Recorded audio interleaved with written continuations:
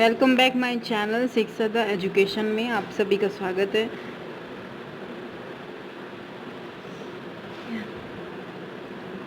आप सभी की तैयारी कैसी चल रही है?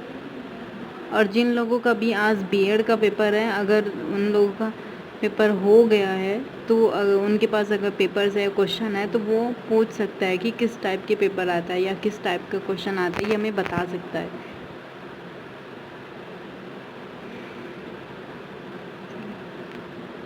अभी हमारी सीटेट की एनसीईआरटी क्लास स्टार्ट हो चुकी है। इसमें 5 चैप्टर कंप्लीट हो चुके हैं। कल हमने 5 चैप्टर कंप्लीट करा दिया था।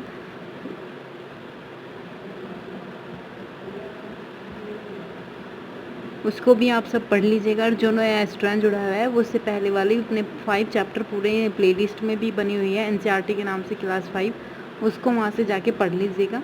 क्योंकि सीटेट का जो बेस होता है वो पूरा का पूरा एनसीईआरटी बेस्ड होता है, तो इसलिए ये 5 क्लास की एनसीईआरटी है जो सबसे ज़्यादा मोस्ट इम्पोर्टेंट यही मानी जाती है।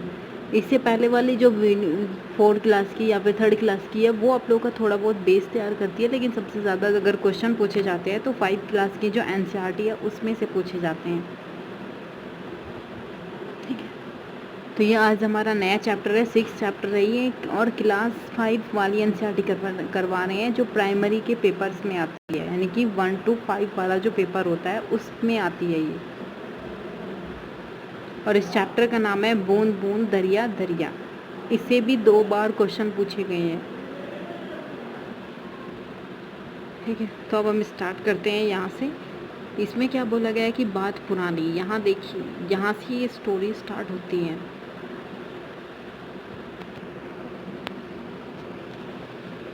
इसमें क्या है कि यह है 650 साल पुराना एक घड़सी सर। ये घड़सी सर क्या होता है, इसी पे ही क्वेश्चन पूछा हुआ था कि घड़सी सर क्या होता है।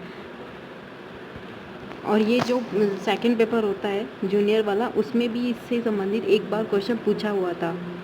यानी कि सर का मतलब क्या होता है, तालाब, और इसे क्या कहते हैं, जैसलमेर के राजा घड़सी के नाम के साथ मिलकर बनवाया था।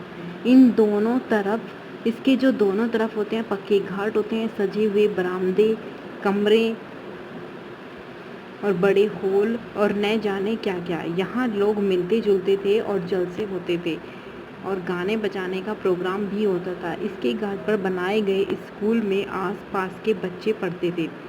सभी इसी बात पर ध्यान रखते थे कि तालाब गंदा न हो, और सभी सफाई में भी हाथ बटाते थे।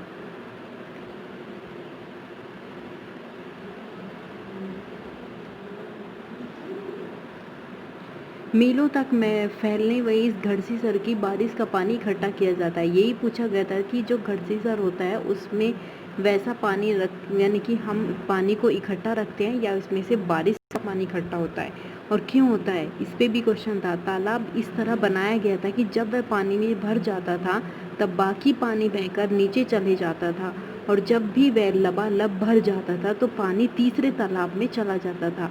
इस तरह वे 9 तालाब एक दूसरे से आपस में जुड़े रहते थे। पूरे साल भर पानी की कोई परेशानी नहीं होती थी।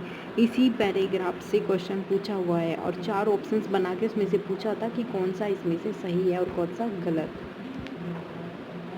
इसमें से पूछा गया था कि जो घड़सी सर है वो कहाँ पे हैं, राजस्थान के जैसलमेर हैं। घड़सी सर का उपयोग क्या होता है, क्या इसमें सिर्फ वैसा पानी इकट्ठा किया जाता है या बारिश का पानी इकट्ठा? इसमें बारिश का वर्षा होती है, उसका पानी इकट्ठा होता है। इसकी ये क्यों इकट्ठा किया जाता है, ताकि पूरे साल भर जब बारिश ना हो तब क्या करे, उस पानी का उपयोग कर सके और उन्हें पानी की कोई कमी ना हो सके, इसके लिए की जाती थी। और इसके लिए क्या करते थे, एक साथ ये 9 तालाब होते थे। जब पहला भर जाता था तो उसका पानी दूसरे में चला जाता था, फिर तीसरे में, फिर चौथे में। इसी तरह वे 9 कुएं या तालाब बनाए जाते थे इस तरीके से कि वे 9 के 9 भर जाते थे जब बारिश बहुत ज़्यादा होती थी कभी कभी। और ये होता था कि जब पानी बारिश ना हो उस साल तो वो पूरा 9 जो होते थे वे तालाब, वे वहाँ पे उपयोग होते थे। पर आज घड़सीसर जैसे उजड़ सा गया है। 9 तालाबों के रास्ते में मकान और कॉलोनियां बन गई है। यहाँ इकट्ठा होने वाला पानी अब तालाब की तरफ न जाकर बेकार बह जाता है। इसलिए पुराने लोग यही काम करते थे। उनको पता था कि इस महीने या इस साल ज़्यादा गर्मी हो रही है, शायद कम वर्षा होगी, तो वो अपने पूरे साल भर का पानी का इंतज़ाम, यानी कि इसको इकट्ठा करते थे ताकि उन्हें पानी की कोई कमी ना हो सके। लेकिन आज जनसंख्या के बढ़ते हुए आसार को भी देखा जाता है। लोग पर्यावरण पे कम ध्यान देते हैं, इसलिए भी वर्षा कम हो रही है।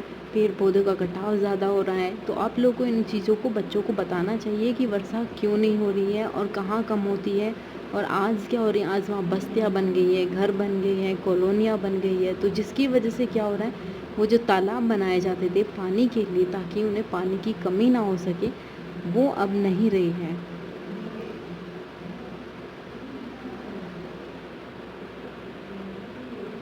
इससे भी एक बार क्वेश्चन पूछा गया था कि जो अल बरूनी है वो कहाँ का निवासी था। इससे इसमें क्या था कि 1000 से भी ज़्यादा साल पहले एक यात्री भारत आए। इनका नाम था अल बरूनी। अल बरूनी कौन था? अल बरूनी जिस देश से आए थे उन्हें आजकल क्या बोलते हैं, उज़्बेकिस्तान बोला जाता है। और ये ही उज़्बेकिस्तान से आए थे। कौन? अल बरूनी। ये पूछा गया था।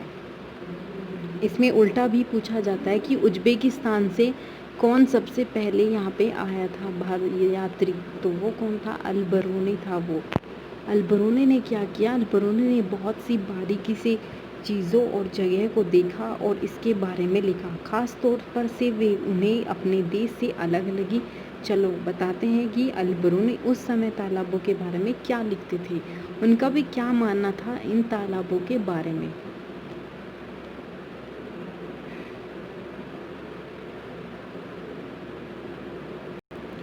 यहाँ के लोग तालाब बनाने में तो माहिर हैं। अगर हमारे देश के लोग इन्हें देखेंगे तो हैरान ही रह जाएंगे। बहुत बड़े बड़े भारी भारी पत्थरों के, लोहे के कुंडलों, सरियों को जोड़कर तालाबों के चारों तरफ चबूतरे बनाए जाते थे। इन चबूतरों के बीच के ऊपर के नीचे की कुछ सीढ़ियाँ, लंबी कतारें होती थी और लोगों को उतरने चढ़ने के रास्ते अलग अलग होते थे। यहाँ कभी भीड़ लगने से परेशानी नहीं होती थी।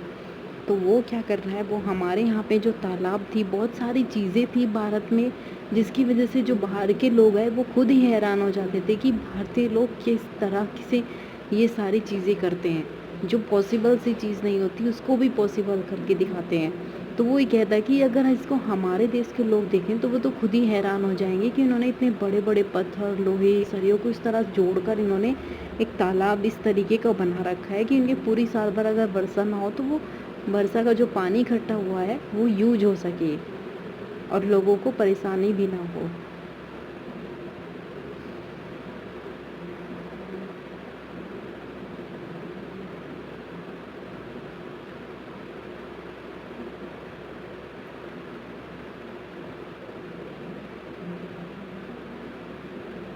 अभी देखो, सोचो और पता करो। अपने स्कूल के आसपास के इलाके को देखो, क्या वहाँ कच्चा मैदान, पक्की सीमेंट से बनी सड़कें, नालियाँ आदि है? इलाका किस तरीका का है, जैसे ढलान वाला, पथरीला या फिर किसी और का? तुम्हें क्या लगता है कि वर्षा का या बारिश का पानी बहकर कहाँ कहाँ जाता है? जैसे ज़मीन में, नालियों में, पाइपों में, गड्ढों में, कहाँ जाता है? आज पहले जो गलियाँ होती थी, पहले की जो नालियाँ होती थी, गलियाँ होती थी, वो कच्ची होती थी। जो सड़कें बनाई जाती थी वो ज़्यादातर कच्ची होती थी। इसलिए बनाई जाती थी ताकि जब भी वर्षा हो तो उसका पानी ज़मीन के अंदर जा सके। लेकिन आज क्या करते हैं, आज उन्हें सीमेंट से बना दिया जाता है, पक्की सड़कें बना दी जाती हैं और यहाँ तक कि जो सड़कों पर पेड़ लगे होते हैं उनके चारों तरफ भी पक्की ईंटों से बाउंड्री कर दी जाती है ताकि पानी उसके आसपास भी ना जा सके। तो इसीलिए क्या होता है कि जो ग्राउंड लेवल का जो वाटर है वो बहुत नीचे पहुंच गया है। इसलिए ज़्यादा से ज़्यादा पेड़ लगाने चाहिए।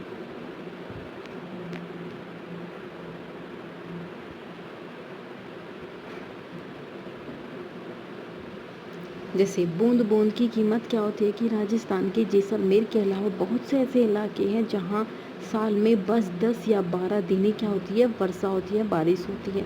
यहाँ की नदियों में भी साल भर में कई महीनों तक पानी नहीं रहता।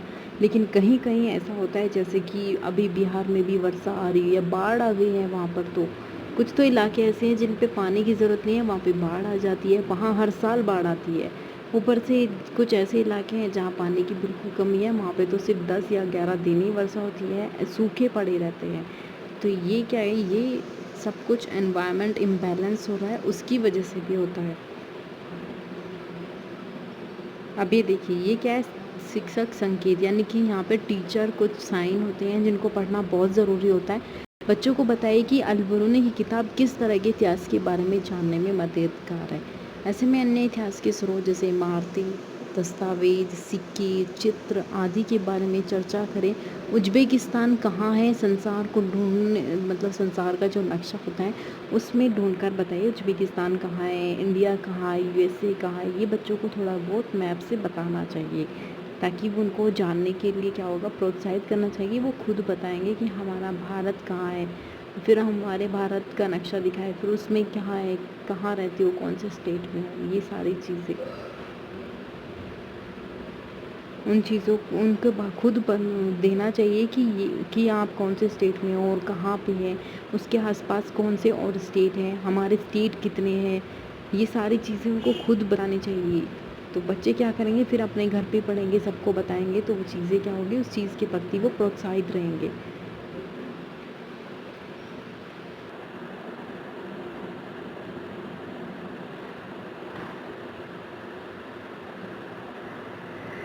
सोचो ऐसे में भी यहाँ के ज़्यादातर गाँवों को पानी की कमी क्यों नहीं थी। लोग बारिश की हर बूंद की कीमत जो जानते थे, बूंदों की इकट्ठा करने के लिए तालाब, चौहड़ आदि बनवाए जाते थे। यहाँ एक साझी सबकी ज़रूरत थी, इसलिए इंतज़ाम में भी सभी, चाहे वो मजदूर हो या फिर व्यापारी।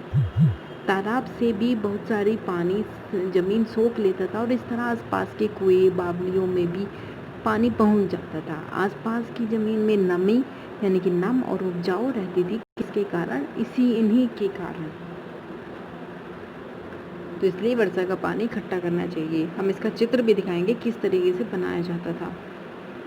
घर घर में बारिश का पानी इकट्ठा करने का इंतज़ाम होता था। इस चित्र में निशान बनाओ कि छत पर बरसने वाला पानी ज़मीन के नीचे टैंक में कैसे पहुंचेगा। ये देखिए, ये जो चित्र बनाया गया है, ये कह रही है कि यहाँ पे वर्षा हुई, यहाँ से इन्होंने क्या किया, पाइप लगाया, फिर उसके बाद ये नीचे गया।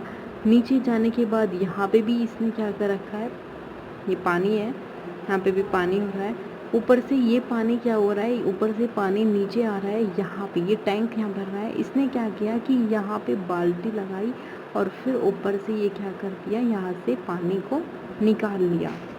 अब ऊपर से देखो, यहाँ से वर्षा आई, पानी इकट्ठा हुआ, फिर नीचे गया, नीचे से इसने क्या करा, बाल्टी की मदद से इस पानी को ऊपर अपनी यूज़ के लिए निकाल लिया।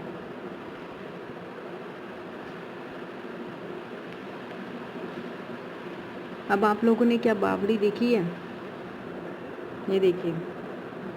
क्या तुमने कभी बावड़ी देखी है? इस चित्र को देखकर कुछ अंदाज़ा लगा पा रहे हैं कि सीढ़ियाँ ज़मीन के नीचे कैसे मंजिलों तक जा रही है।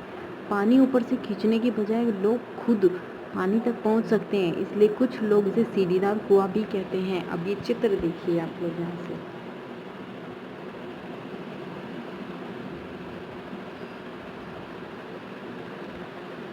ये देखिए, यहाँ पे सीढ़ियाँ बनी हुई हैं, यहाँ पे सीढ़ियाँ बनी हुई हैं, यहाँ पे सीढ़ियाँ बनी हुई हैं, फिर यहाँ।